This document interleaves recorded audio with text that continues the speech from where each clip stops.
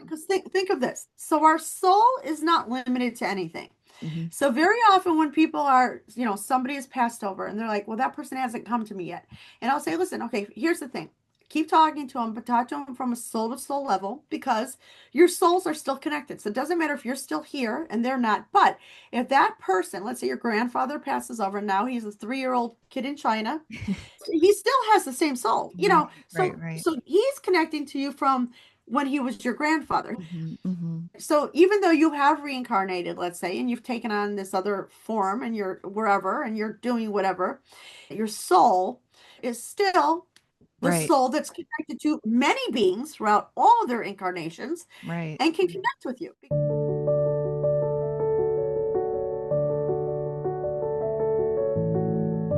Hello and welcome to the Soul Awakening podcast. I'm your host, Kat Fowler, and I am so excited to bring this week's episode to you. So today we have on a world-renowned psychic medium, Annette Bricca. She is the real deal. And she comes from, I think, over 40 years of experience in the field. She works with the FBI and she really does keep it real. Like, I love talking to her, and it was so refreshing because of how open and honest she is about everything that she does and her work. And I think that this episode is going to be really, really helpful for any of you listening that are curious about mediumship, about what happens to the soul when someone passes, when our loved ones are on the other side. We talk about soul contracts. We talk about the afterlife a little bit. We talk about working with spirit guides. Like, we covered a lot. And being that I do readings myself, I still found this conversation absolutely fascinating. I was still learning so much about this field. So I hope that you enjoy it. So I'm going to read Annette's bio, and then we will jump right into the conversation. Annette Bricca is a world-renowned psychic medium with over 45 years of experience providing spiritual guidance worldwide.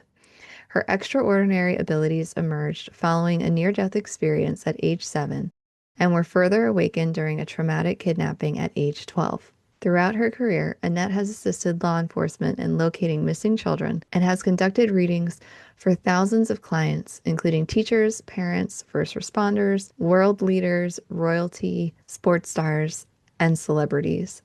Her work focuses on bringing hope, insight, and spiritual connection to all who need it. So, this was, I know I say this often, but this was literally one of my favorite interviews yet. And I'm so excited to share this with you today. So, sit back, relax, and enjoy the interview. And I will see you at the end of the show. All right. Hello, Annette. Thank you so much for coming on to the show at the Soul Awakening podcast. I'm so excited to talk to you today. Thank you. Thank you. I'm glad to be here. Thanks for asking me. So I read your bio ahead of time. We were talking a little bit about your life ahead of time. So obviously, Annette, you're a psychic medium, but really the story of how you got into that, I think, is fascinating. And your work with the FBI since you were 13, I think you were telling me. So Yeah. can you please share a little bit about your work and how you got into it, like your origin story? Cool. So I've done a few podcasts now, which is not so. So I'm 58 now. I've been doing this for 46 years. I knew I was psychic as a kid. My grandmother was like a famous psychic in Chicago. So on my father's side, so growing up, I Mhm. was around her and I knew what it was, but I had never, like as a little kid, had done anything psychically. I would just know things. And when I would go to her house in Chicago, she would do readings and I would be in another room and I would already know like what they were going to say. So I knew I was psychic. I wasn't afraid of it, but I didn't care at all. I thought, and she used to say, "Oh, you're going to be a famous psychic one day." And I'm like, "No, I'm not. I'm going to scoop ice cream or be a florist or a doctor or a prostitute or something else. I'm not going to do this." And so it ends up that when I was 10 years old, I saw like a videotape of my life, but I didn't know at the time that it was my life because I had seen, you know, throughout my whole life up to that point, many things that would happen for a lot of people. So I just thought what I was seeing at 10 was just like a video of for many people because I didn't see my face. One Mm, of the things that I saw in this video was that a girl around 12 years old, and I saw it in real time. So I tell people that I feel like time is an illusion, which yes. I for sure believe that. Hmm. So I saw it in real time, like as if you were watching a movie. I saw this girl that she was going to be abducted from her home. It would happen over a 3-day period, and like really awful, terrible things would happen. That she would be tortured and raped and drugged and really and I knew she was going to get out somehow. I did, and I didn't know it was me. I knew she'd get out, and I saw her struggle like in real time, and I was like cheering her on. I'm like, listen, you need to keep your wits about you. You need to Wow. stick with it because you got to get out of this somehow. And so when you fast forward 2 years later, that happened to me. Over Labor Day weekend, I was kidnapped from my home. It was in the middle of the night. I was living in Michigan with my mom, her boyfriend, and my brother and my sister. And the way that the house that we lived in, it was like the Amityville horror house. I don't know if you've ever seen it. So it had many I'm from Long stories. Island. Yeah, yeah, I know. Oh, I used to live in Massapequa. We're in Long Island. That's crazy. For my best friend was from Oh my Massapequa. God, that's so crazy. Yeah. Okay, so, and I used to also live in Oh my Amityville Harbor. gosh. So, anyway, so the house that I was in was like so I was the only child. I was 12, the only child living like on the or sleeping on the third level.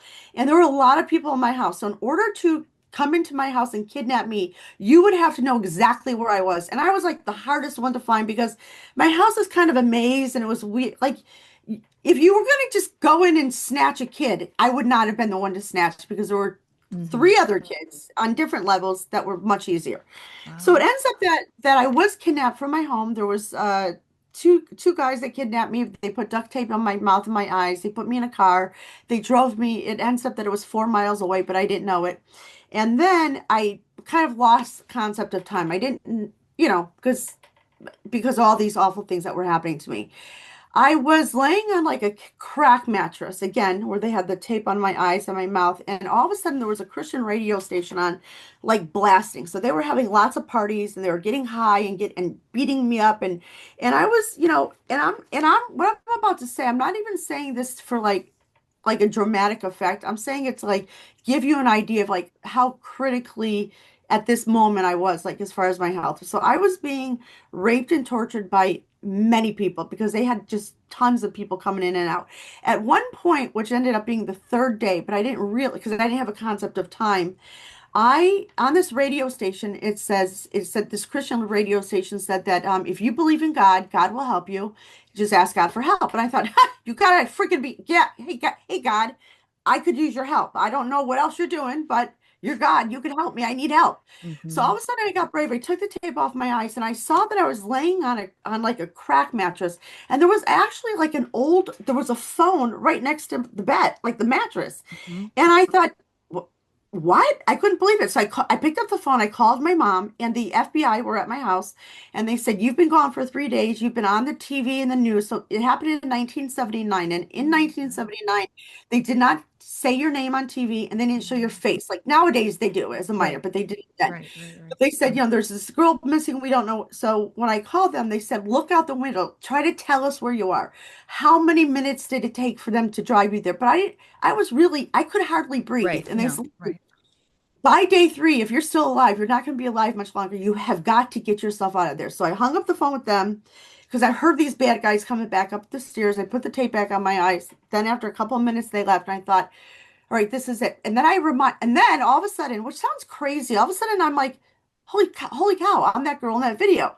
So even if you're like, okay, Annette, you can't, how could you tell me that, 2 years ago you saw a kidnapping, you saw this play out, but then you didn't remember it? But because I had seen so many things in my life, again, leading up to that, until I was in the moment, because I think our brains protect us from a lot of things. Because think about this, if I would have remembered for 2 years, like, oh my God, I would have been afraid for 2 years to go out, to ride my bike, to go to school. I couldn't interact. So I reminded myself in that moment when I realized that it was me, like, okay, I am going to get out. I don't know how. But now that I just spoke to the FBI and I know that the FBI is not going to save me because that we don't have much time left. I hurried up, I put my clothes on, and I was in a second story floor.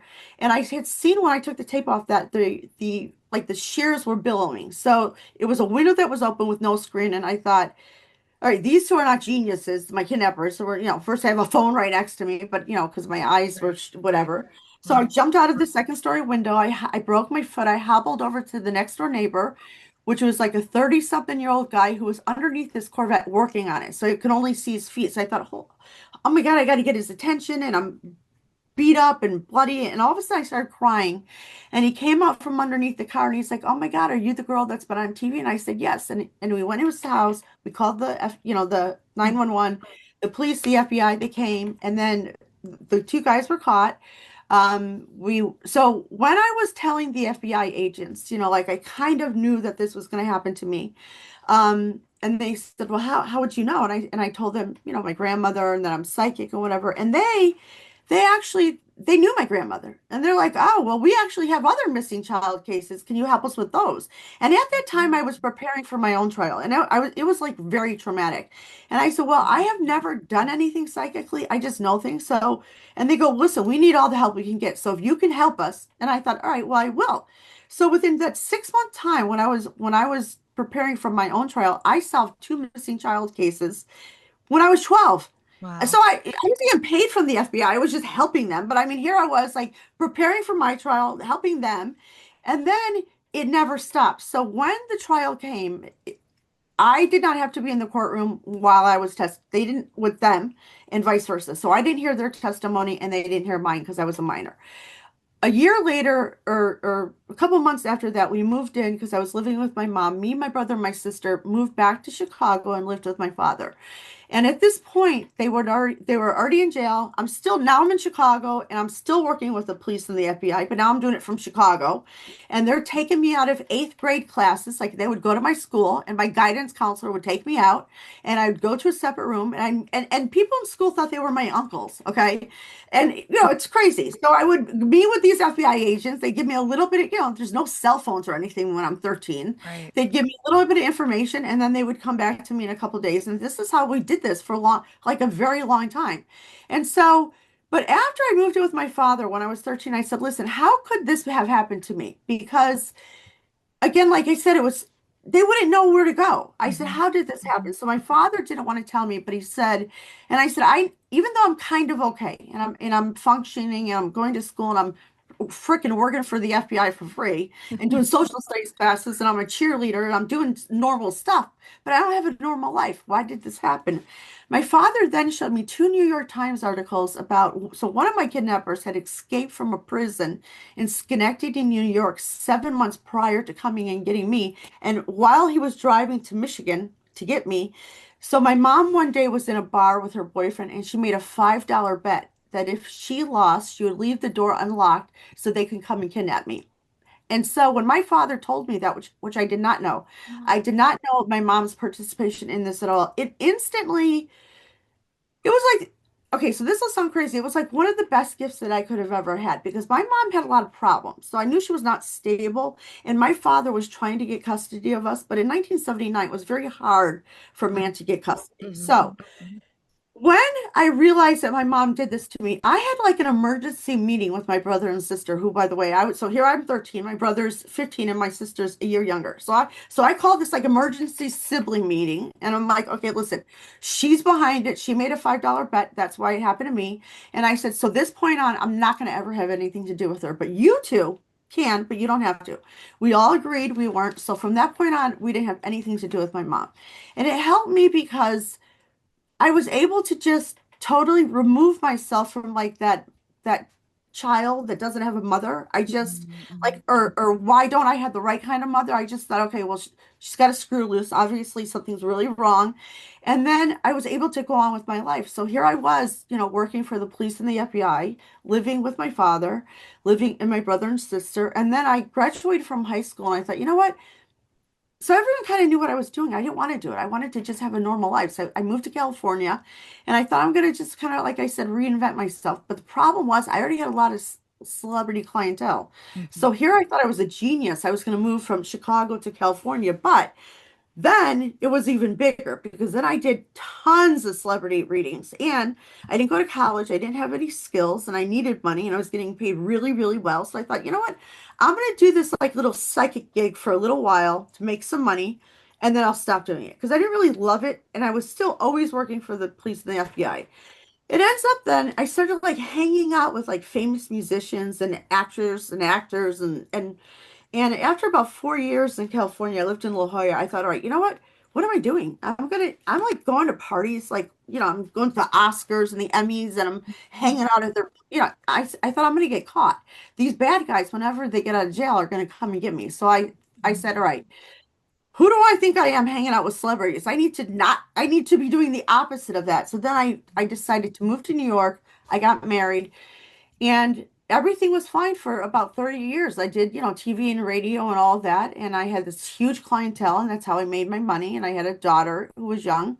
I got divorced when she was 4, and I just did it like that until 2 years ago. And I didn't want to do podcasts or anything because I want a private life.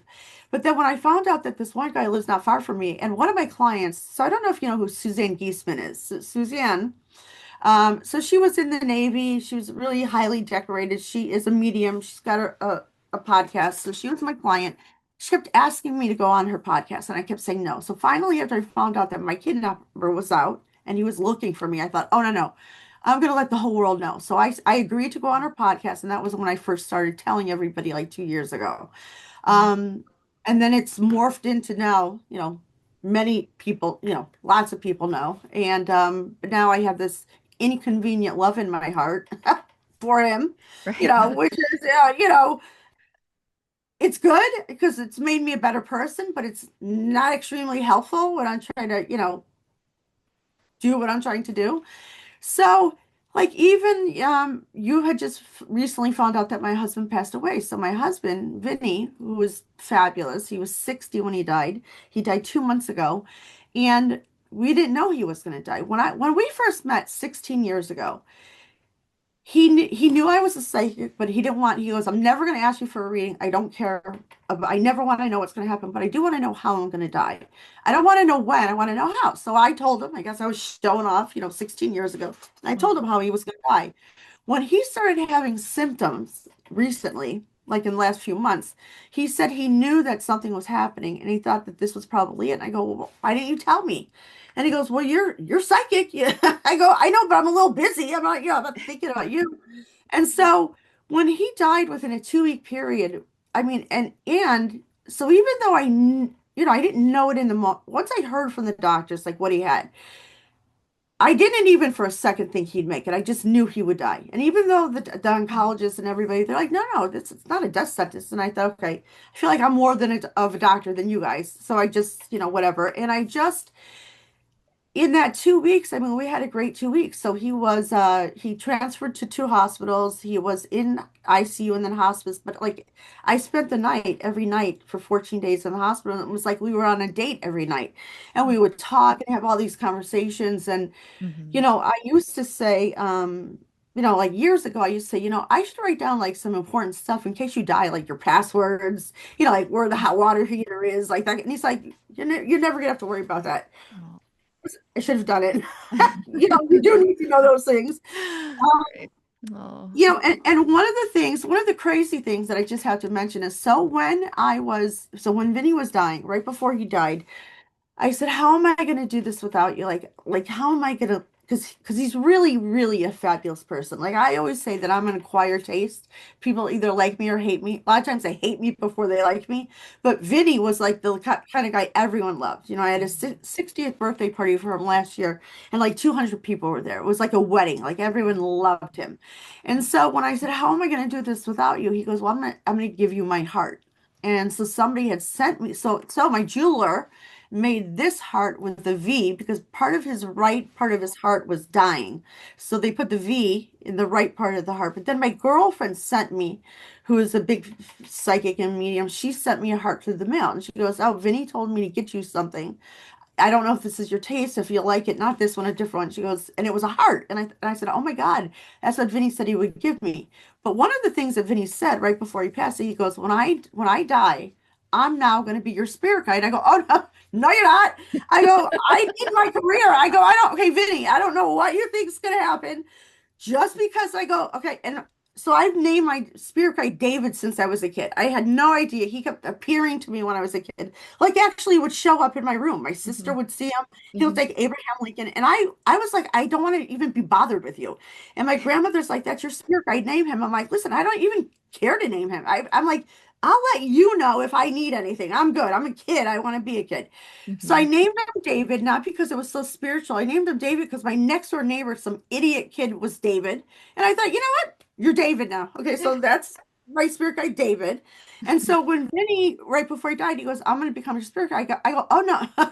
I go, and then I said, David, he cannot fire you. Okay, I don't know what Vinny thinks. And I said, Vinny, I go, honestly, you're not, you know, I'm going to actually seriously need my career. Don't mess with me. One of the last things he said is, and we had a code word set up. Mm-hmm. And, I've done this with other people that have passed over right before they've died. And a lot of times it works. It worked immediately with Vinny that first night. And then Mm-hmm. 2 weeks after he died, I had an opportunity to help a missing child. And I think I told you before we got started, I never turn that down, and I do it all the time. I mean, like literally every week, and it's horrific and terrible. And a lot of times I don't find the kid alive, but it helps give closure to the family. Mm-hmm. And so when I had this opportunity for this missing child case, I just thought, how can I do this? I was so distraught. And Vinny comes to me because he comes every day, like to the point where I'm like, I have to go to work now. I can't, I'll see you later, Vinny. But Oh. he came to me and he goes, take the case. I'm going to help you. And I thought, I go, okay, David, don't go wrong. I mean, before you tell me anything, or Vinny thinks he's going to tell me anything, you clear it with David first, whatever. And we found the missing child, and it was, and Vinny helped a great deal. So even I am shocked by that because a lot of times throughout readings, throughout my life, okay, Mhm. because I don't claim to like have any, I mean, even though I have this gift, it's not one that I would have wanted. I only do it because I've been doing it for so long now. Now I'm kind of stuck in it. And I am grateful to help other people. But, Mhm. and I was raised Catholic. I'm not Catholic now, and I just believe what I believe based on my life and everything I know. So in the past, when people would say to me, my brother died 3 years ago. Do you think he's my spirit guide? And I'm like, oh, no, no, no. Your spirit guide is not anybody that was incarnated at the same time as you, which is what I believed. Mhm. Until Vinny decides to die inconveniently 2 months ago and says, I'll be your spirit guide. I go, "Well, okay, first of all, it doesn't work that way. And I have to hire you, and I'm not going to, and, leave David alone. And so I realized that he's not my spirit guide because David's still around, but he does help. And so Mhm. even though I've done there was a couple podcasts recently that I did. There was a woman that is a client of mine who and I had a reading scheduled like for 3 weeks out with her, and she contacted me like 3 weeks before the reading, and she said, listen, I have a son, Miles, who is in Chile, and he's like on some famous river, and he was like an outdoor like survivalist kind of, Mhm. I don't even know what it's called, but that kind of thing. Mhm. And Mhm. he was going to go to, I think, Argentina or somewhere in a month and like do this gig, this outdoor gig, but he was in Chile. And she goes, he's missing. Can you help me find him? And I said, well, I usually do children, not this. And I go, all right, I'll help you. So as soon as I said yes, and I thought, why am I saying yes? Miles came through right away, and I saw that he had passed. But there was in Chile, there was the Oh. embassy was involved. It was all over social media. There was a big, like search and rescue operation going on. So Mhm. the minute I got off the phone with his mom, he came to me, and I thought, oh shit, he's dead, but she's Mhm. hopeful. How am I going to tell her? I'm like, Miles, how am I going to tell her? And he goes, well, wait a couple hours because she really is hopeful. But in a couple hours, I want you to tell her these few things. So a few hours later, she called me, and I said, oh, Felicity, I'm so sorry, but this is what I see. And I go, would he do this and this? And she goes, yes. And I go, well, he's on the other side. And at that time, they were still looking for his body. I said, you're going to find his body in about 3 or 4 days. And they did. So he came to me right away. And I have talked about him that he was like one of the best people I've ever met in my entire life that I did not meet while he was alive. I mean, he was fabulous. So Miles, since he passed away, has come to me many times and helps with missing children as well. Mhm. Um, so again, I would have said, in the past, well, no, they can help you in some ways, but not in higher level ways. But I see they can. So Mhm. Mhm. just like everyone else, I'm ever evolving and learning, and and I tell people when I do a reading, I say I don't have any. I give them like a disclaimer before we start. I say, listen, I have no idea how I can do this. I don't know why. I've been doing this my whole life. You're gonna hear it from my spirit guide. I cannot take credit. Okay, but you also be nice to me because I'm just the messenger. I'm Right. not Yeah. because Mhm. people. when you're doing a reading and you're talking about their past, they're all in it because they can confirm it. When it's about their future, Right. and they may not like what that you hear. Now they feel a certain kind of way. And a lot of times people will fight with me and I'll say, we didn't even get your future yet. It hasn't even happened. So why are you fighting with me?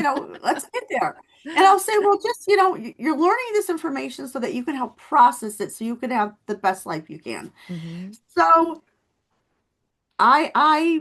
even after Vinny died, I mean, I said I've gone through a lot of really, really difficult things. And Vinny's passing was the hardest thing so far I've ever gone through. And I think that, like I was telling my neighbors and my cousins yesterday, if Vinny were alive, I think Vinny would be like, well, I didn't even know you liked me this much. He'd be like, wow, I can't believe you're even this upset, which I also would have thought that, but it did change me. You know how when you go through every experience, you're a little bit different and Yeah. your life has changed. So I thought I had like my whole life planned out, which I kind of did. And I should have known he was sick because right before he died, I said, you know what? I think we should buy like a little house in Nantucket. And he's like, I think that's a great idea. And Vinny would not have said, I think that's a great idea. Even if, we could afford it, he would not want to do it. And so I go, what? I said, did you hear me? I want to buy it. And he goes, yeah, let's do it. But I never thought, like Hmm. Hmm. he's cancer. He's out of his mind because he would normally be like, oh, we don't need that. We'll just visit Nantucket. Um, so now, I do tell people I don't try to think in the future right now. I am really literally thinking hour by hour and just trying to get through my day. Yeah. Okay. Wow. So you said a lot. There's so much to touch on. Okay. First off, backtracking, FBI.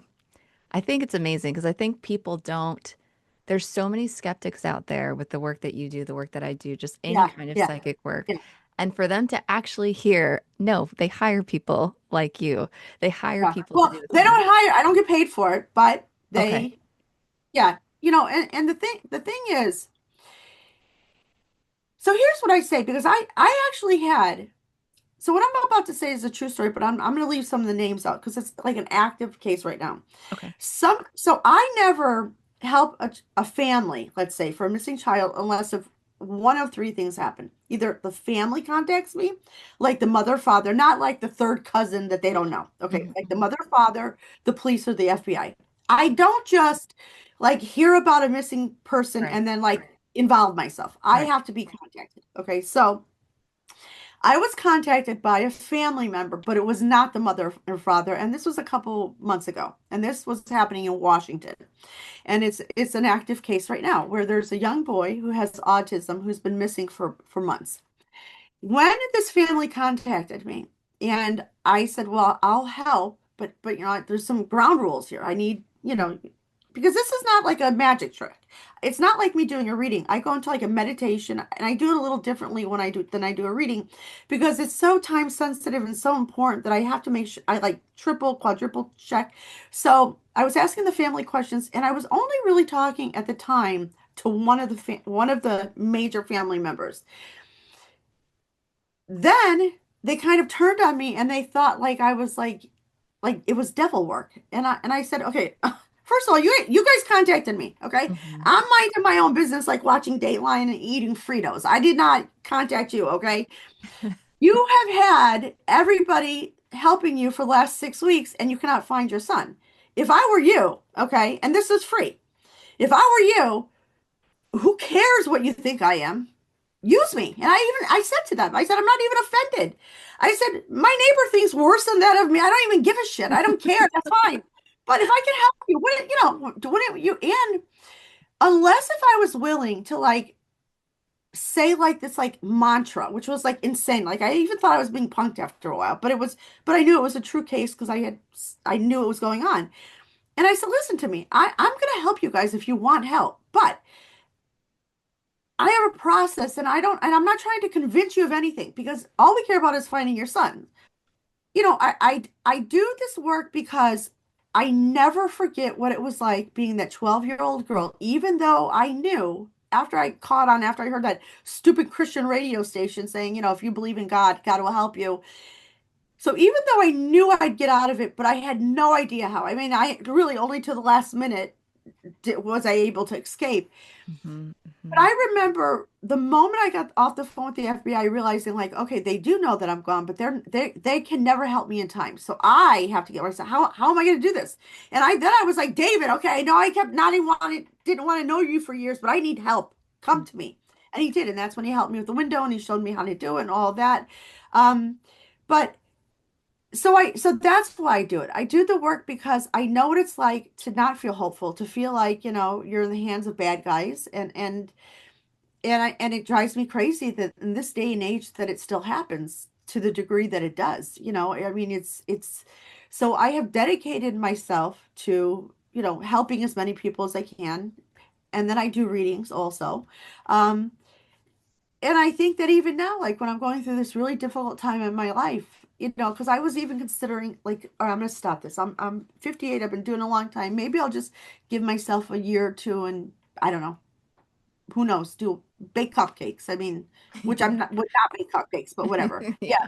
Yeah. And then once it didn't happen that way, then I just got this chance with this missing child, and I've done several since then, and now I'm doing readings. I realize like I'm still like, all right, at 58, like, okay, this is probably my life. And sometimes I like on a podcast, I'll say, I wish I could just scoop ice cream. I wish I worked for Dairy Queen. Okay. And I'm like kind of kidding, but not kidding. Right. And people will actually like write hate mail to me. They'll send me emails saying, like, how dare you say you want to work at Dairy Queen? I'm like, okay, first of all, Dairy Queen is great. Number one. Okay, and number two, I mean, what do you care? I'm just saying it. I'm just trying to like let people know that this is like a really difficult job, but Taxing. I'm Yeah.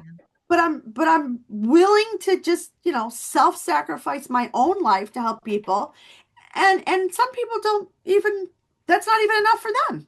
Hmm. So when people want to test me, because a lot of times with people from YouTube, especially because like I said, they're not referred, Right. they'll contact me for a reading and they'll say, well, before we book anything, I want to know that you're the real deal. And I go, okay, well, I don't can't possibly tell you I'm the real deal other than like just read about me or whatever. And if you don't think, then don't get it done. I don't care. You don't have Hmm. to. Hmm. But they'll test me and I'll say, listen, this is not like you're not at Fridays. We're not getting a sampler platter. I'm not going to be like, okay, I see this, this, and this. You're either going to do it or you're not. I don't care. You contacted me and that's it.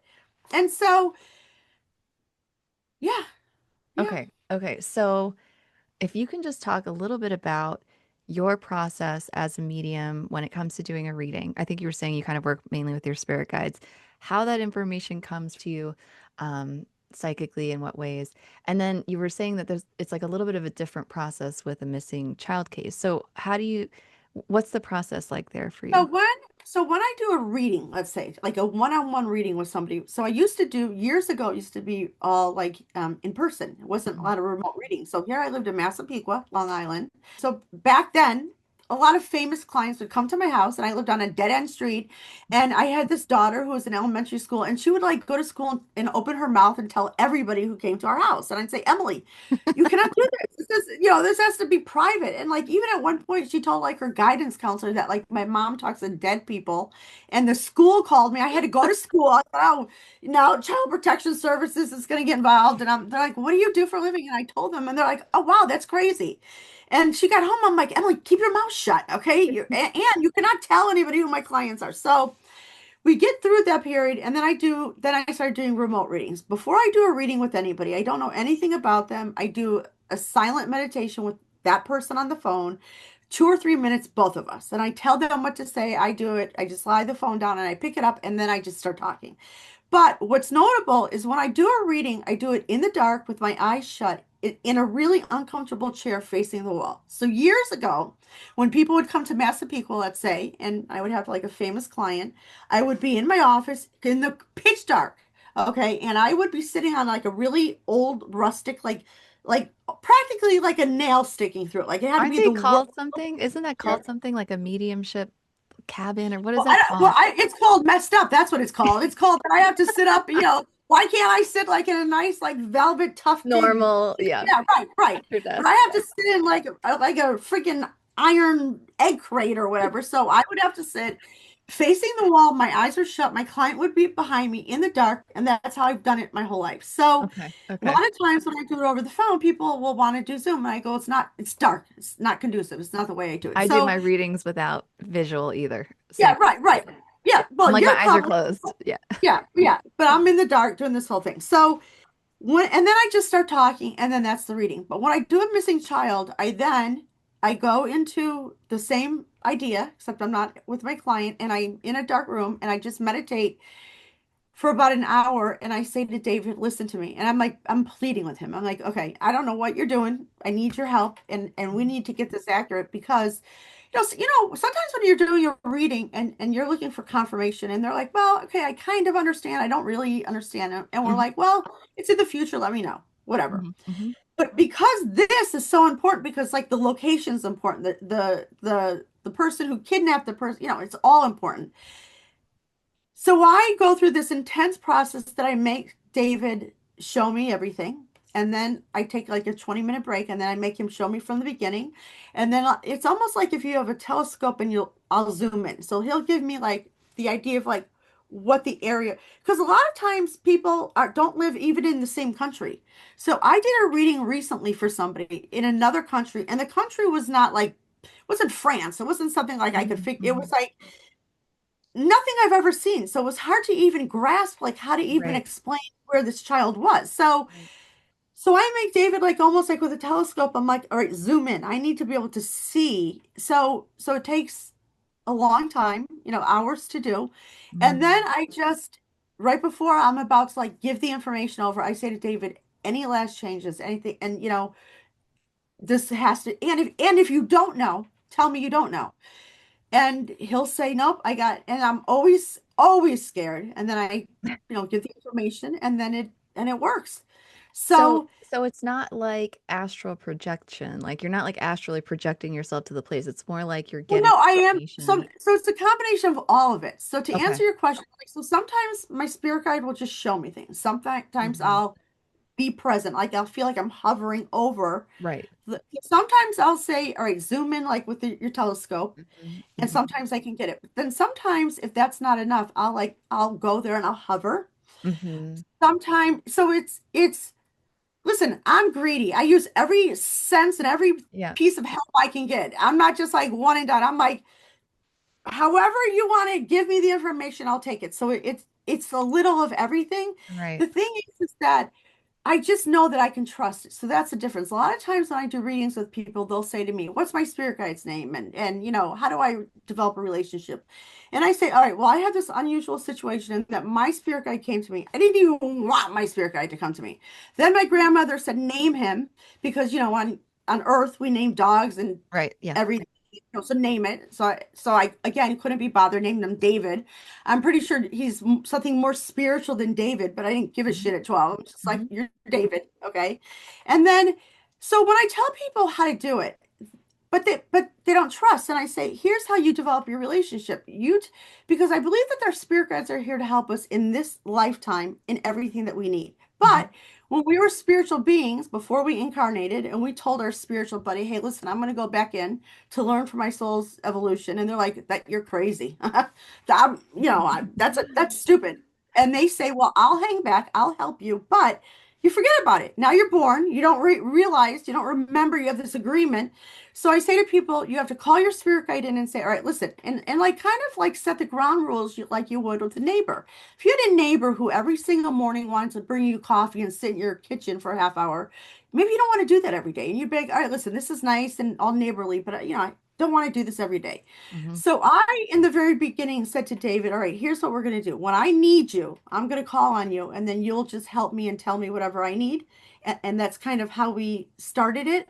And I tell people in the very beginning, because this is what I did in the beginning with David. Before I knew that I could rely on him, I would ask him questions, and I would say to him, like, that I didn't know the answer to, but I know I could find out. So I would say to him, right, here's a question, and I want the answer by tomorrow, let's say. I wouldn't give him forever. Hmm. So Hmm. by the next day, and I would say, I don't care how I get the answer. I don't care if my neighbor says it. I don't care if I read it in a book. I don't care if I'm watching TV. I don't, I used to say, like, I would want to see a three-legged dog, which, by the way, And no offense to anybody who has dogs, because I love dogs too, but a three-legged dog kind of creeps me out. Okay, but I used to ask for that. And the very first time I saw a three-legged dog, I'm like, ah, but I forgot that was the sign that I asked for.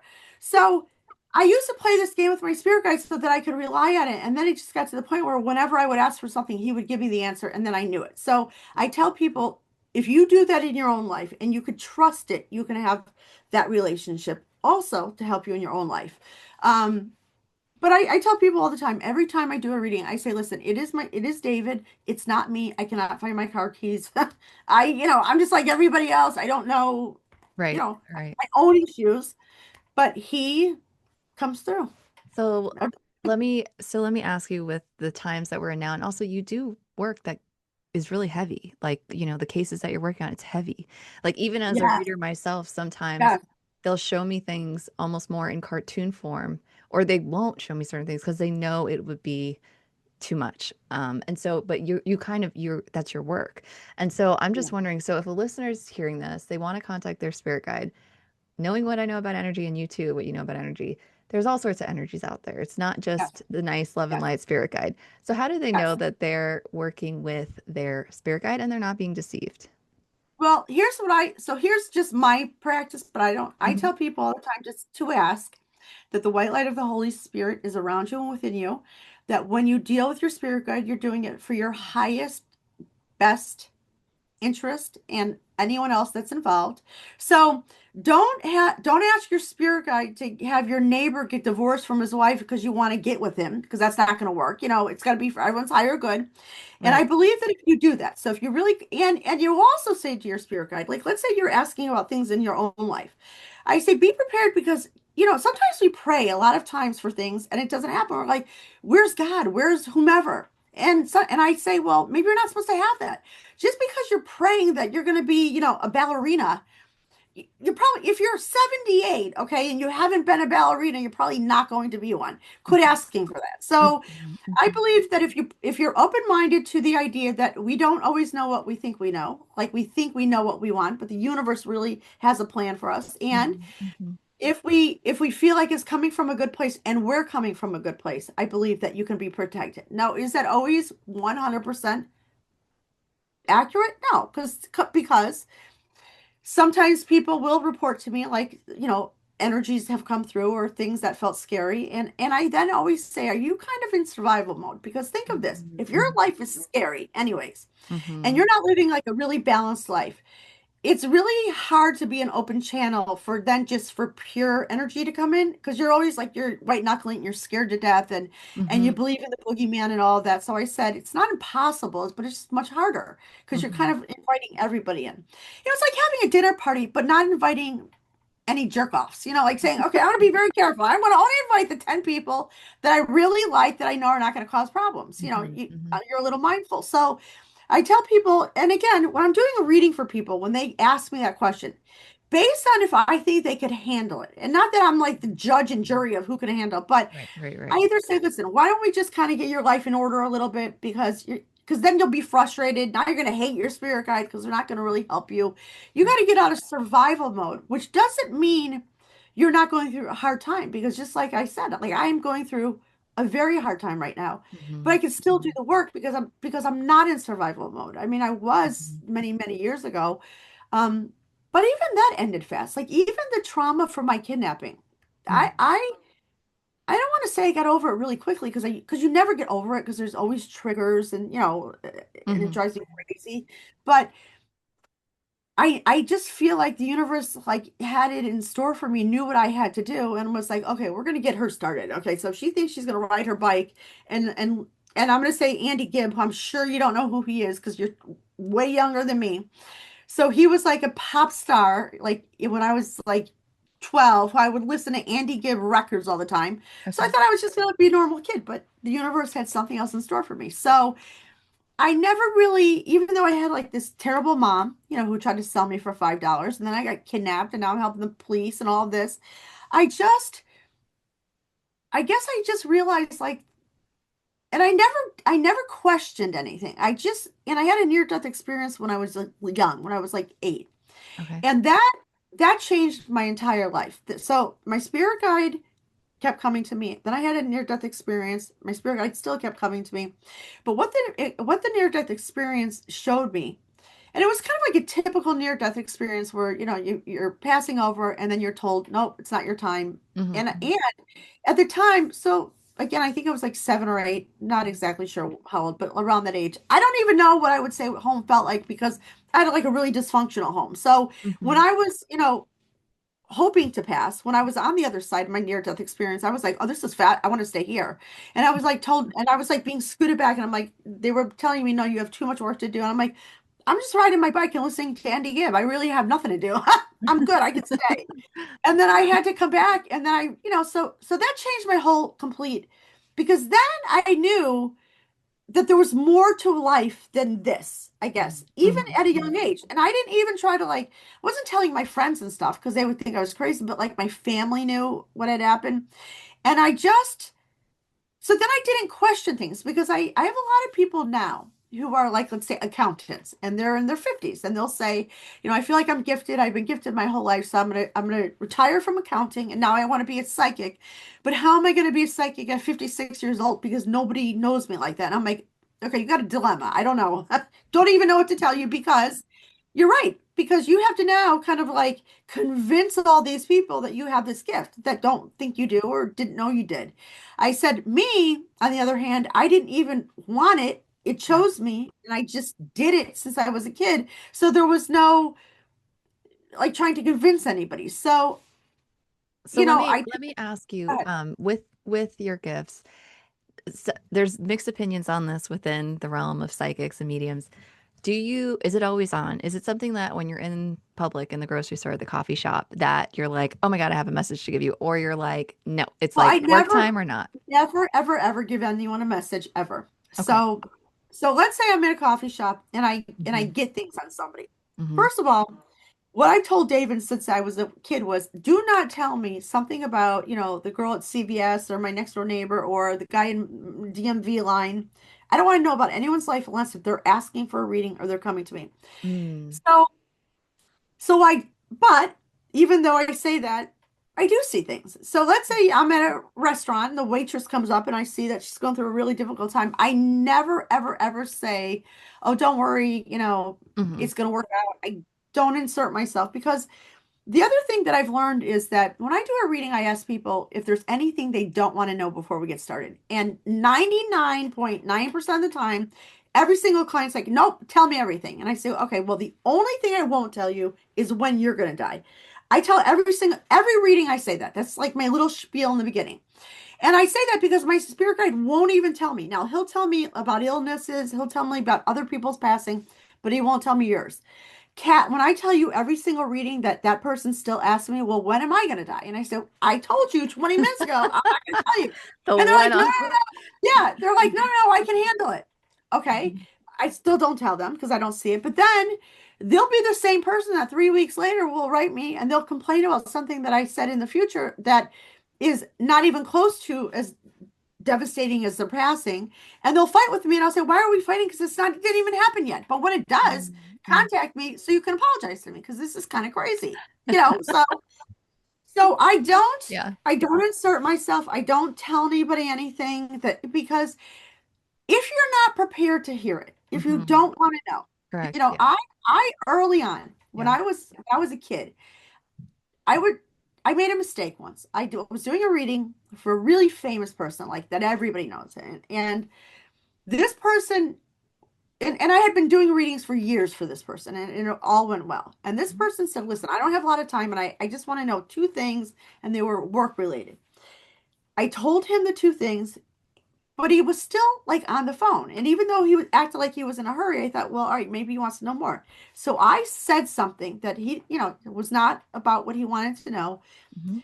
And he all of a sudden like started crying hysterically. And he's like, why would you tell me that? And I go, well, what do you mean? And he goes, I tell you this stuff all the time. He goes, yeah, but I told you just now I wanted only these two things. He goes, I wasn't prepared to hear that. And Mhm. it taught me a lesson that, Mhm. because when I was saying for years, is there anything you don't want to know? It wasn't like I was a genius that I came up with it. My spirit guides like asked that question because I didn't know what I was doing. I was just doing whatever David told me to do. And this Mhm. time when I went rogue, And then even though it happened a couple years later, what my client said is that from that moment on that I said it, having that information, he felt like it messed with his head and his time frame Mhm. because it wasn't like he had no idea that this was going to happen. Right. He did know it would happen, but he didn't want to think about it for a while because he had other things to do.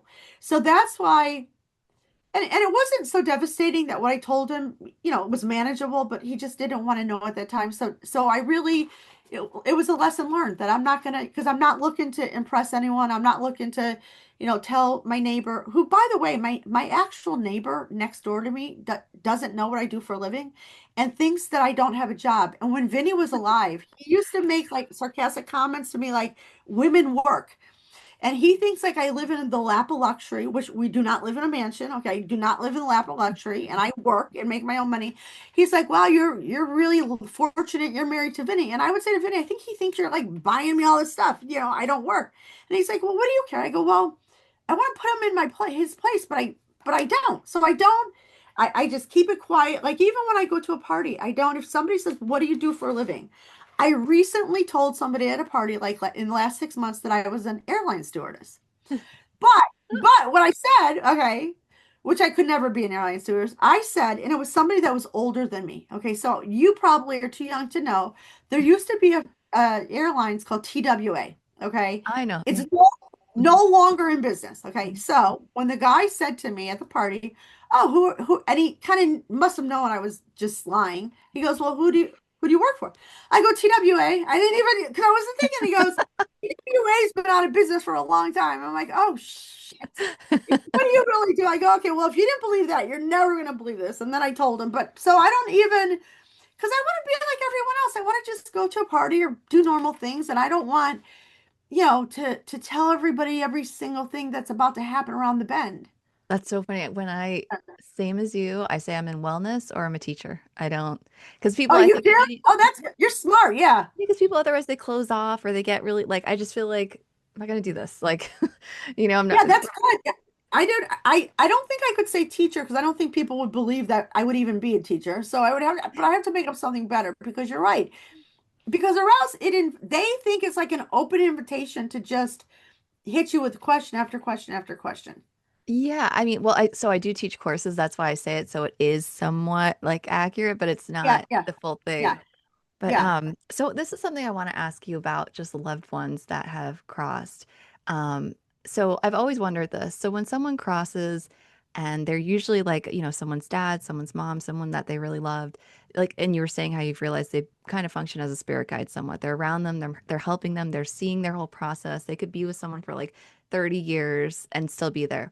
But what happens if that soul, like what's going on with the soul, first off? I don't know if you know this, but when they pass and if they reincarnate, how does that work that maybe that same soul could be reincarnated in like China as a 3-year-old, but then they're someone's grandfather that's It's such a continuously great working with question them? because think of this. So our soul is not limited to anything. Hmm. So very often when people are, somebody has passed over and they're like, "Well, that person hasn't come to me yet." And I'll say, "Listen, okay, here's the thing. Keep talking to them, but talk to them from a soul to soul level because your souls are still connected. So it doesn't matter if you're still here and they're not. But if that person, let's say your grandfather passes over, now he's a 3-year-old kid in China, he still has the same soul. So he's not, Right, right, right. so your soul connected, so he's connecting to you from when he was your grandfather. He's not like, "Hey, guess what? I'm in China now and I'm three," and because that'll blow our minds. So Hmm. Hmm. because it's your soul. So it doesn't matter. So even though you have reincarnated, let's say, and you've taken on this other form and you're wherever and you're doing whatever, if my soul, because my soul knows what it needs to say to your soul. So very often people say, "Well, how do I have a soul to soul conversation?" I go, "Well, you don't have to write it down. You just actually conjure up that person in your mind and just let your soul do the talking." And they're like, "Well, I don't hear anything." I go, "Okay, it's not act you're not maybe going to hear anything. Just the act of saying that you're doing it is making it happen." So that's what you do. So I believe that's what happens, that your soul, which again could be this 3-year-old boy in China, is still the Right, soul that's connected to many beings throughout all of their incarnations right. and can connect with you. Because even when when I lived in California, I became like kind of famous for being a medium, and I did not want to do it.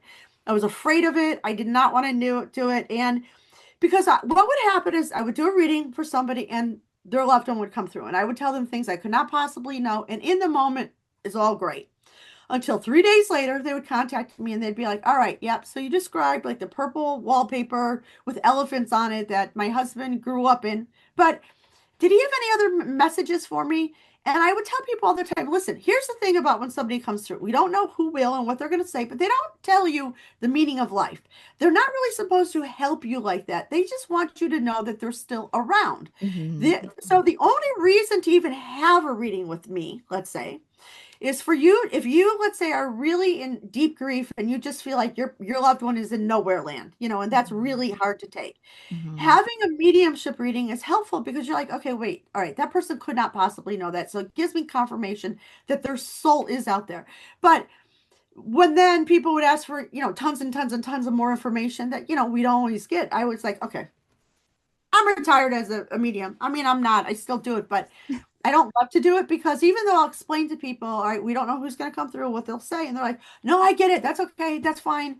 But Hmm. it's not fine because I know what they want. They want because they want to just sit there and talk to their loved one for an hour and that loved one Right. say, all right, here's your missing diamond ring and tell your son to go screw off and you're going to quit, lose your job and all this stuff. Right. Right. It Right. doesn't Right. happen. Yeah. So, Yeah. in the case of, we were talking about it earlier, like a death date, does the soul kind of know when it's going to happen? Like, because I've heard of instances like with mediums where the spirit themselves will say, I had no idea this was going to happen. Like, it was a total shock. Like, I was even shocked. But then part of me, I mean, I don't know if you believe in this, like pre-birth planning, the soul planning Yeah. before it comes in. Oh, yeah. So, Yes. what's going Yes. I on in those All right, cases? so not only do I believe in that, I Yeah. believe that we choose our life and Yes. we choose our parents. So Yes. when I came to that realization, I'm like, all right, when I die, I'm gonna go complain to the complaint department. I'm gonna be a Karen and I'm gonna be like, I want to see the manager because this life sucked. I had a lot of hard things and somebody should have helped me. Somebody should have been like, no, no, that's too much to and then like even when David told me you picked your mom, I'm like, pretty sure I would have picked someone else. He's like, no, you did. And then when I did the Jean Bonnet thing, not only did Jean Bonnet put love in my heart for my kidnapper, she also made me forgive myself, my mother in a way, because I kept telling people I forgave my mom, but I never really did. I just didn't deal with my mom. So Hmm. then what Jean Bonnet did, thank you, Jean Bonnet, which I wasn't asking for, Jean Bonnet made me empathize for my mom. Because think of this, I choose my mom to be in my story as my mother, but she's the villain Right. Right. because Right. now I'm gonna make her make a $5 bet so everyone's gonna hate her. So she lived for about 30 more years and nobody dealt with her. She became like a really serious drug addict, substance abuse user, all to help me with my plan. So all Mm. these years I was like, how dare her? And then David reminded me, well, you should be thanking her because she helped you, and Mhm. because of that, you're helping all these people. So it Right. gave me this different realization of like the bigger picture. So I do believe, but I have done many readings where like a young kid will come through and let's say he committed suicide. So I had this woman recently who said, she didn't even want to do the reading. Her neighbor booked the reading because people think like if they tell me the wrong name or something, like, I'm Mhm. Minnie Mouse. Like, okay, first of all, I know you're not Minnie Mouse. And Yeah. I don't Yeah. care about your name. It's not going to make a difference. I'll still Right. see what I see. So this person wouldn't even contact me for the reading. They had the neighbor contact me, and then she wanted her son to come through, but I didn't know. Her son came through, and what happened was this son had just, and he was like super good looking. He had just graduated from like the best law school, and it was the weekend of the graduation of law school. And he was super hyped up. He got super drunk and then he killed himself. He shot himself. And he had just gotten a gun. And even like his parents like, why are you getting a gun? He's like, well, I don't know. When he came through from the other side, he said to me that when he woke up, he thought it was just like he was hungover because he remembered like partying and Mhm. he didn't realize he was on the other side. And then I was like, wait, what? You didn't even know? And he goes, because everybody thought he killed himself. He did, but he didn't do it on purpose. Because he was drunk and he had the gun. Oh my So gosh. he said it was not like an intentional thing. Mhm. It just Mhm. happened. Mhm. So I do believe you can be on the other side and be like, whoa, am I? Because that can Mhm. happen. Hmm. Several times people have come through. I think also that because I also do with the Akashic records, so I believe that David comes through, and based on your Akashic records is how I do your reading.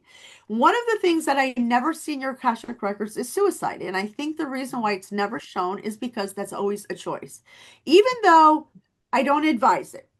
I tell people you should not do it, only because you're gonna have to do it eventually. If you don't, if you cut this life short because you're like, all right, F this, I don't like this, and you kill yourself, you can, because we've been given that choice, but then you're still gonna have to go through this again. It's like not passing third grade. You don't go to fourth, you got to go through third grade again. So, Right. and I tell people, if you're at that point where you really want to kill yourself, you're probably almost out of the hard stuff. So just take a Tylenol PM, go to sleep for 3 days, whatever. Just get through it. Just get through it. You need to. So I do feel like we have exit points. I Hmm. do think our soul does know when we're going to pass, but our human being, because I think there's two things. I think there's the human being part of us, our lower consciousness, like the idiot decisions we make. We pick bad boyfriends, or we have stupid neighbors, or we can't get our finances together. That's our human being stuff. But our Hmm. spiritual self, with the higher consciousness, with our soul, knows it all. And sometimes I think there's such a disconnect that, like, your higher consciousness is like, okay, this is actually embarrassing that I'm paired up with this idiot human being who cannot even, I'm high functioning right now, and they can't even like make basic decisions, like what's going on. And I think in those cases, like your spirit guide or your higher consciousness is like yelling, like, come on, get it together. What's happening? So I do think that the soul always knows, it does, but because of our ego and our human being part, and we're so stuck on it and on the obstacles and being a victim, that we don't listen to our higher consciousness. I tell Hmm. people all the time, go with the flow. Let things happen to you, but be intentional. So that sign, if you can see, it says be intentional back there. So when I married Vinny and I made my office in here and I had that sign, he's like, what does that mean? I'm like, okay, don't ever say that in public. You're going to ruin my career. How am I going to marry somebody who doesn't know what be intentional means? And I would tell all my clients, and I still do, like, you should have a plan when you wake up in the morning. Even if you don't know what's going to happen 30 years from now, you should know what's going to happen today, or you Hmm. should at least have a plan what's going to happen today. And even if today is just watching Dateline and eating Fritos, all right, that's a plan. You're going to hang out today. But don't just let life happen to you. That's the problem. I think that's what people do. And I'm going to just kind of say this one last thing and then let your beautiful young face talk, because I know you're about to say something. The other thing that I realize, even though this is hard for me it's easier to talk about it when my life is great. But Hmm. I do believe that all events are just events. So getting kidnapped, okay, for 3 days and then winning the lottery, one does suck more than the other. There's no question about it. On a human being level, I get it. But from a spiritual level, I understand that those things, the harder things, is what we need for our soul's evolution to get to where we need to help. Because I think we're all here in service to others. Like, I can't tell you how many times people will pay me and they'll say, well, what is my purpose in life? And I'll say, do you have another question? I hope you have another question. They're like, no, that's all I want to know. I go, okay. They're like, okay, I got my pen and paper handy. I go, you're not even going to need that because it's going to take about one sentence. And they're like, well, what is it? I go, your purpose is just to experience happiness and joy. And they're like, what? What are you talking about? I'm like, that's it. And they're like, well, what about being a teacher or a steel worker? I go, no, that's your job. That's your vocation as a human being. But your spiritual self is to just experience love and joy. And so I had a client, and this is a true story, like 5 years ago, like a high level producer that everybody knows. And he said to me after like 30 years of reading, he goes, I think I actually have evolved and I'm more of my spiritual human, not human really. I'm really vibrating at a higher spiritual level. I go, I agree with you. And he said, now what? I go, what do you mean? I go, now you experience love and joy. And he goes, that's it? I go, well, are you doing it? And he goes, well, how do I do it? I go, well, here's what you do. You now tomorrow, you go out and you start spreading love and joy. Because think about this. If you don't think about it, if you just go to the grocery store and you're just buying milk, that doesn't mean you're spreading love and joy because you got to kind of consciously think about it. So he goes, well, I have no idea how to do it. I go, well, you just say to yourself, I am going to today spread love and joy. After about 2 months, he contacted me. He's like, holy shit, it changed my whole life. Because Because even though he was a nice person, he wasn't going out there with the intent to change anyone's life, and it does because it's a ripple effect. So Hmm. I believe that our goal, our purpose, is to experience love and joy. Because if I help you, I don't just help you. Now I help you and the five people you talk to that day. Because now you're different. You're vibrating different, and I think that's how we help humanity in a whole. And I think that's collectively what we're here to do. So I think that there's not any big answer other than happiness and joy. But if you don't have enough money or don't have a job or your husband's beating you up, which, um, hey, people, if your husband's beating you up, don't take that. Get out of that situation. But, Hmm. I think that we have to think that way. We have to think that, I have to make hard decisions. I want to experience love and joy, and that's enough. And that is enough. And so, Yeah. you know, That's exactly right. That's the number one question I get to with readings. Number one question. yes, right, right, And right. sometimes they'll show it to me in the image of like someone in their neighborhood with a little basket, wicker basket, and has hearts in it, and they're spreading love or they're spreading joy. Yes. And then I'm like, and if you want to know about your career, we can And you know what? specifically And I get have into like that. cards everywhere in my office because Right. same thing. I believe that that's just it. That is Yes. all there is Yes. to it. Yeah. So something that I do want to ask is as one of our final questions, because I could talk to you for another like hour. I know. I'm so sorry because you hijacked your time. Yeah. No, Yeah. I would talk to you literally for another hour. Maybe we can have you back on Yeah. at some point. But so with psychic readings, there is this element of prophecy and, well, is this actually what's going to happen? Can I change it? So can you talk a little bit about that? Because I'm sure, let's say you get someone some not great news, or they hear something that they really don't want to hear, or they hear something really great. How does that, how does that change? And then also, how does that work for you as the medium with your accuracy? Okay. So it's a great question, and I'm going to answer it just the only way I know how. So I don't even know how to say it other than this because I get asked this all the time. Hmm. So, first of all, the very first question when somebody says, "How accurate are you?" I say, "Okay, well, you called me."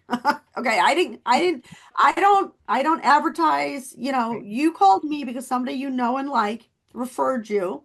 And so you're asking for my services. So just like if you go to a restaurant that just opened, you don't know if it's going to be good or suck, but but your Hmm. best friend was just there and said it was really great. So you're going to take that recommendation. So you don't know before you deal with me if it's going to work or not. I know it's going to work because I've done it many, many times. But I say to people, listen, because I set expectations because I don't want to just do a reading for anybody who just wants to challenge me. So if you're in the challenge me mode, Right. I say just keep your money. Go to, I don't need this. I don't want it because I don't want it to be a battle because I'm here to help you.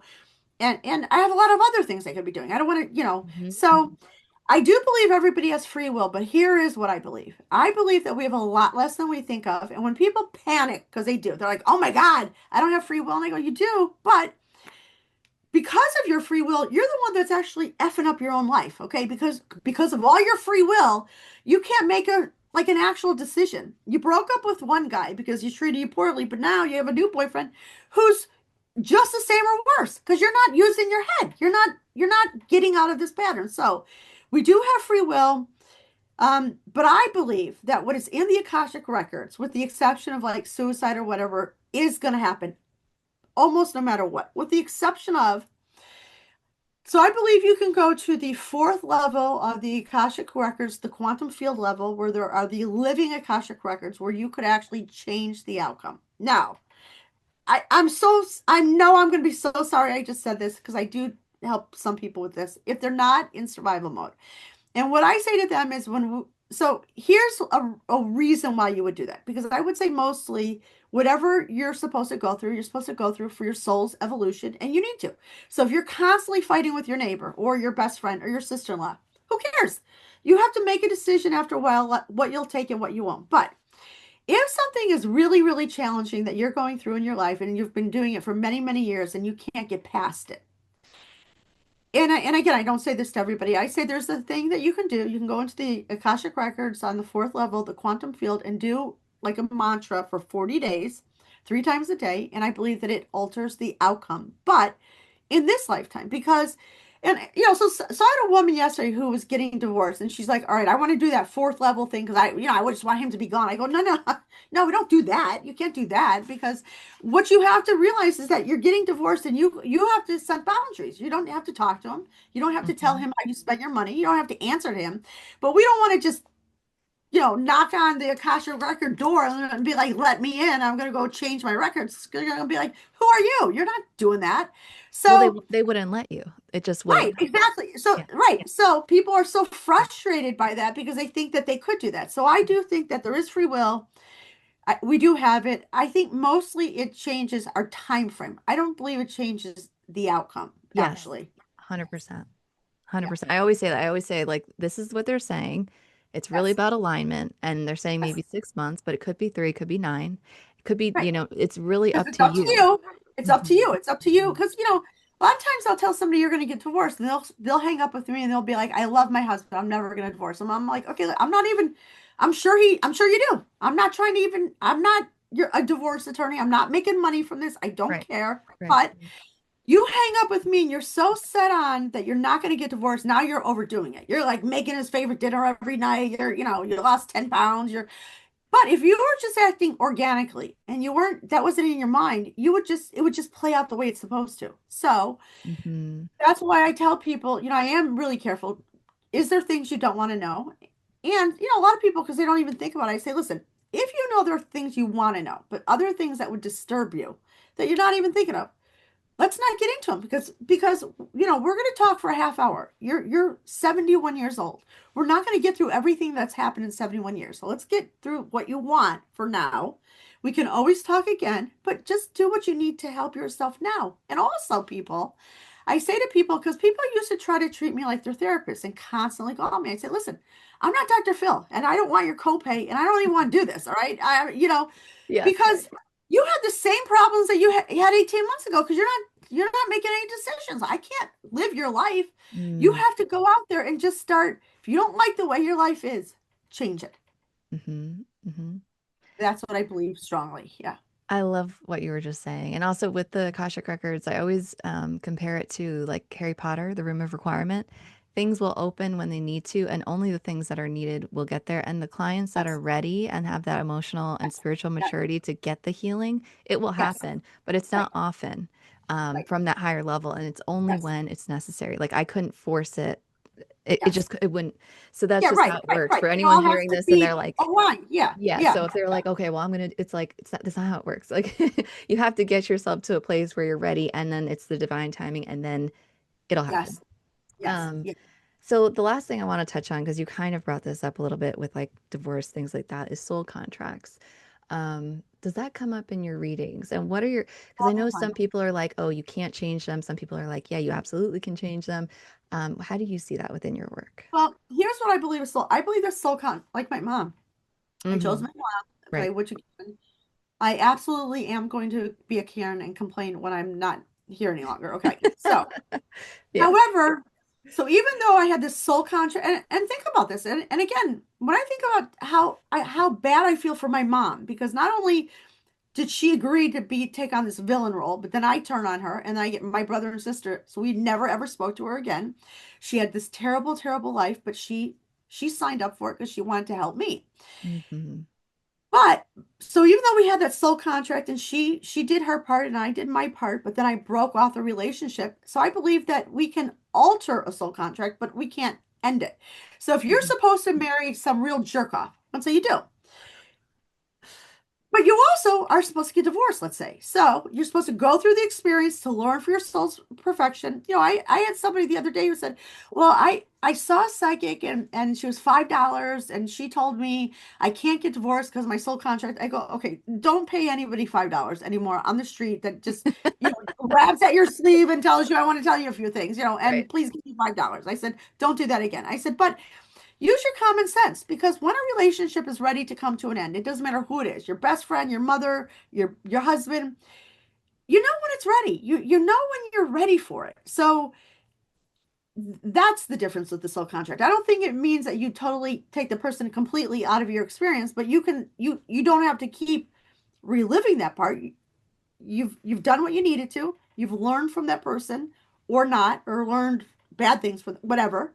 And then you could say, all right, now I want to step away because it doesn't have to be to the last breath that you have to interact with this person because people come into your life for reasons, and sometimes the reasons are not even your own. They're for their reasons. I Hmm. have a woman who just keeps saying, why do you force me to be best friends with this woman that I don't like?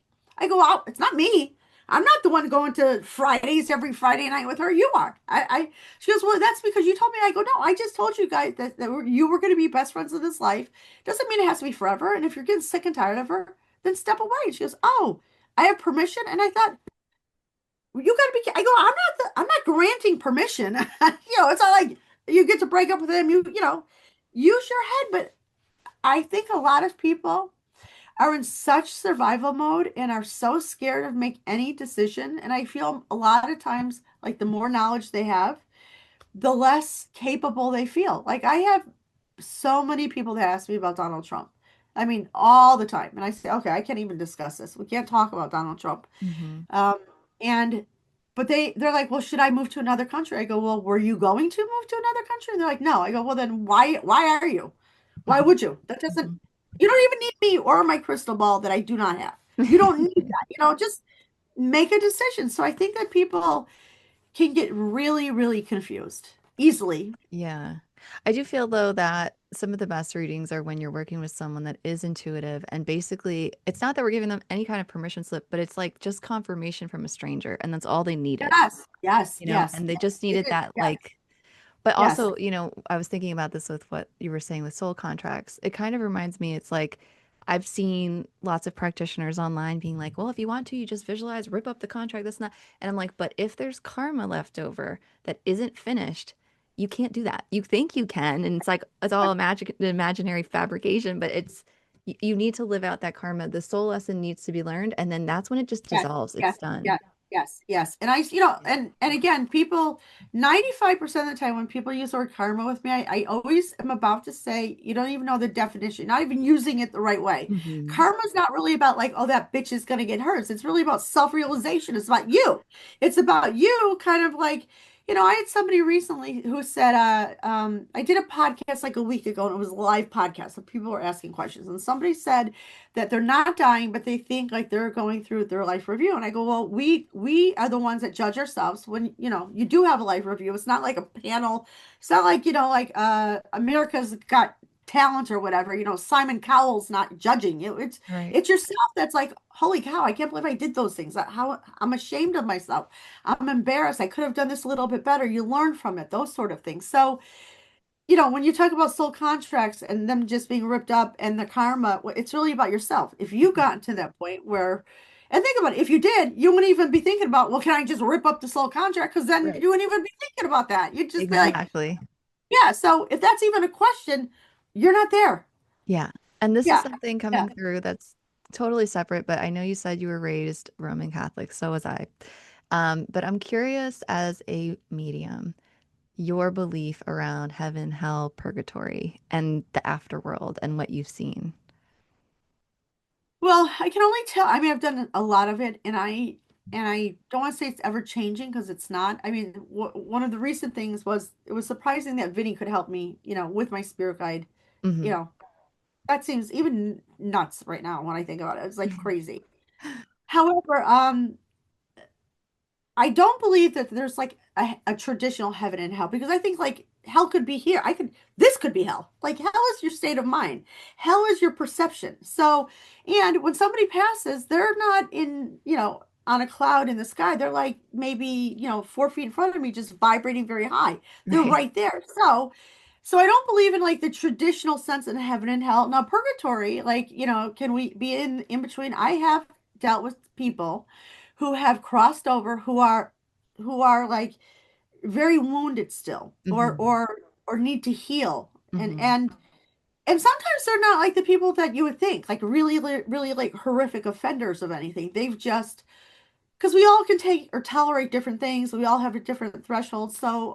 So purgatory to me is not like in the Roman Catholic sense. It is just you're on the other side and you are all knowing and all seeing, but you're not using all your special powers. Like I used to kid around with people before I did YouTube. I was on, and I barely do it now, but I didn't realize that people could actually take courses. Like, so Hmm. there's this school, like this Edward Finley College, wherever, and I didn't even know that existed. So I was talking to a client, and she's like, "Yeah, I'm taking this course," and I go, "Wait, what are you talking about? A course?" She goes, "I go, wait, like a Harry Potter course?" That's what I said, and she goes, "Well," she got insulted. She's like, "Well, I wouldn't call it that." I go, "Well, but wait, is that what it is?" And she goes, "Well, yes," but I go, "Wait, that exists? You could do that?" Because I didn't even know that there were things like that. I just knew what I knew. So I think that people have their belief system of whatever they were taught and whatever they experienced, because I have a lot of people that are skeptics, a lot of people that don't believe it. And I said, listen, I'm not going to try to convince you because Hmm. we'll do a reading, but and then we'll go from there and you'll see how you feel. Hmm. Um, because that is the way it works. I can't, how can I convince you that I know unless if we do a reading and things start happening. And then even if they don't want to believe, they'll just be like, well, she could have guessed that or, whatever nonsense they're going to say. Yeah. But there is like a funny thing to think of, which is every client, every meeting has been already contracted, even the ones that are difficult. Yeah. Yeah. Yeah. Yes, that's a good way to think of it. Yeah. Yeah. Well, thank you so much for coming onto the show. Like I said, I could talk to you for another hour. It was fascinating. Your work is incredible. How can people find you and to work with you? So they can go on AnnetteBricca.com. That's my website. And yeah, and then there it gives you all the information and yeah.